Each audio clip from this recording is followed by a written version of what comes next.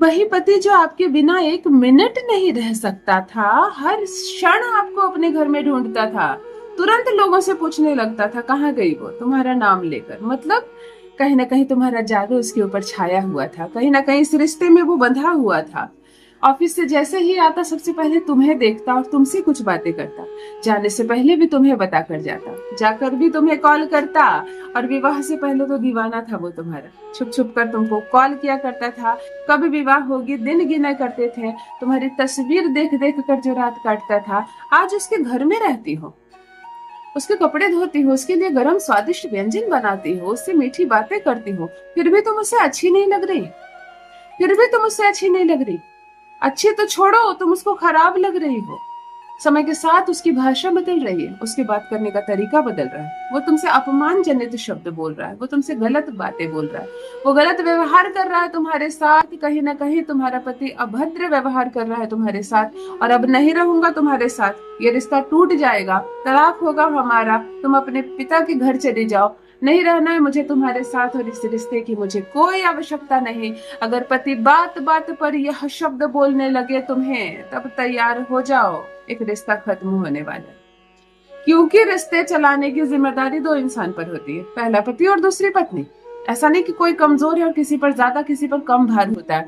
दोनों पति और पत्नी बराबर जिम्मेदार होते हैं इस खूबसूरत से रिश्ते को चलाने के लिए। लेकिन अगर एक पक्ष इस धागे को तोड़ छोड़ दे तो फिर दूसरा थामे भी रहोगी तो क्या करोगी? अकेले इस रिश्ते को कब तक थामोगी?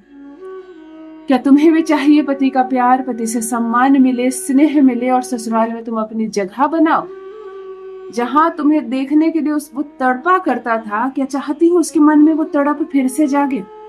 क्या चाहती हो तुम्हारा पति तुम्हारा दीवाना बन जाए, तुम्हारे पीछे पीछे जाए, तुम मायके जाओ तो वो तड़प कर तुम्हें लेने चला जाए, चलो तुम्हारे बिना मन नहीं लग रहा। और यहाँ वो कहता है कि चली क्यों नहीं जाते अपने पिता के घर, मुझे तुम यहाँ अच्छी नहीं लगती। बहुत भेद है, समय बदल गया है, हालात बदल गए हैं, और ये रिश्ता नहीं बदलना चाहिए। ये रिश्ता बेहद खूबसूरत, बहुत मजबूत, बहुत पवित्र रिश्ता है। और सारे रिश्ते एक तरफ दुनिया के, और पति और पत्नी का सबसे खूबसूरत संसार एक तरफ। लेकिन अगर पति तुम्हारी बात नहीं मानता, तुमसे प्रेम नहीं करता, तुम्हारा सम्मान नहीं करता, तुम्हारी ओर देखना पसंद नहीं करता है, तुम्हारी किसी भी बात पर उसको विश्वास नहीं है, और ये रिश्ता अंत की ओर जा रहा है, तब मेरा बताया एक छोटा सा प्रयोग आपके लिए टूटता, खराब होता संबंध जुड़ जाएगा। पति तुम्हारी बोली बोलेगा, पति तुम्हारा दीवाना हो जाएगा। जान लीजिए प्रथम मैं कौन हूँ। नमस्कार मित्रों, मैं हूँ खुशबू सिंह। बहुत स्वागत, बहुत अभिनंदन आप सबका हमारे चैनल ज्योतिष ज्ञान में। कैसे हैं आप और घर में सब कैसे हैं? मेरे कमेंट सेक्शन में जय माता दी, हर हर महादेव अवश्य लिखें, अपनी खैरियत मुझे जरूर बताएं। पढ़ती हूँ हाथ की रेखाएं, पढ़ती हूँ जन्म कुंडली, और आप कुछ न कहे तो आपका चेहरा भी पढ़ लेती हूँ। करम है, कृपा है ऊपर वाले की, प्रेम है आप सबका। जुड़िए ज्योतिष ज्ञान चैनल से। जो भी नए भाई बहन चैनल पर पहली बार आए हो, मेरे वीडियो को पहली बार देख रहे हो और मुझसे प्रथम बार मिल रहे हो, चैनल से जुड़िए, सब्सक्राइब कीजिए, मेरे परिवार का हिस्सा बनिए।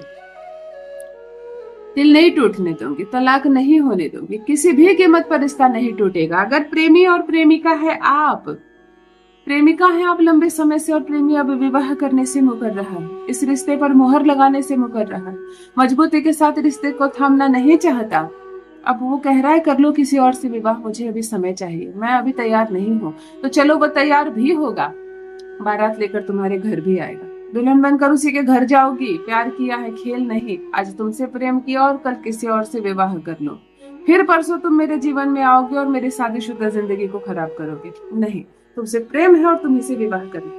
तब अगर ऐसी प्रेमिका डेडिकेशन के साथ किसी पर्टिकुलर पर्सन को चाहती हो और उससे ही विवाह करना चाहती हो, तो ये उपाय आपके लिए।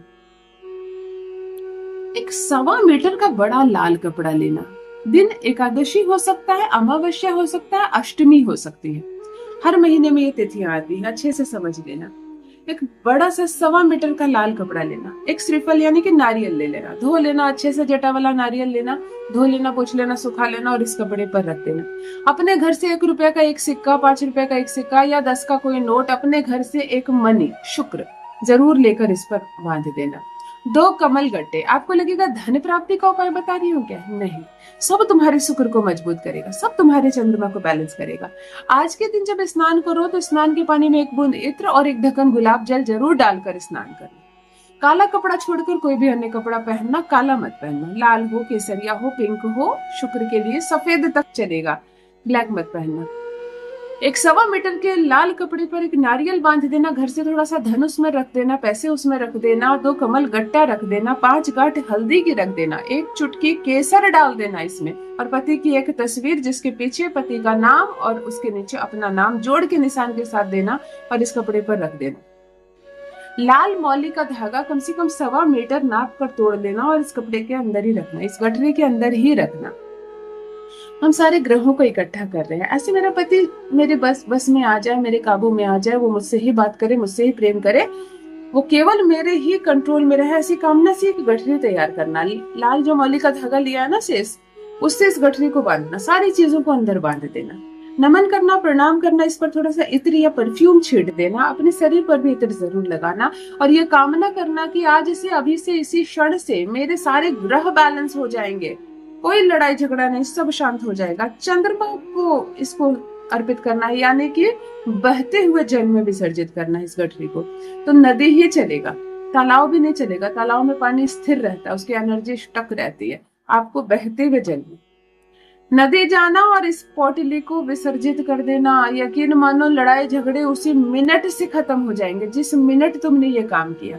इतना असरदार ये प्रयोग है, कोई लड़ाई झगड़ा नहीं, केवल प्रेम की बातें होंगी, केवल सम्मान की बातें होंगी, दीवाना बन जाएगा तुम्हारा पति तुम्हारे प्यार में। करके देखिए, अपना अनुभव मेरे साथ भी अवश्य साझा करें। बहुत बहुत धन्यवाद।